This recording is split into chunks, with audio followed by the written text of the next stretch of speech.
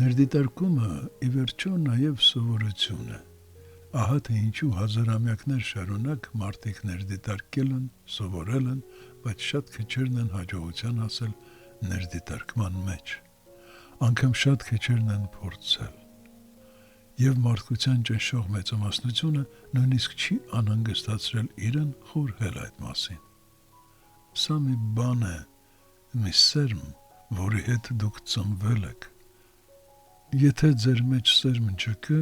վարպետը կարող է շարունակել շախ տալ իր երանությունը ձեր վրա, բայց ձեզ հետ ոչինչ չի պատահի։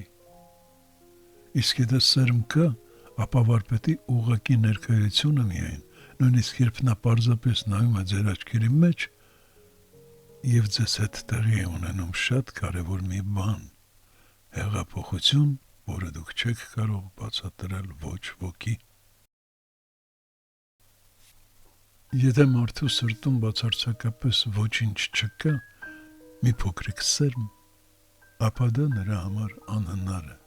Նա կարող է ուսումնասիրել տեխնիկա, կարող է սովորել վարպետություն,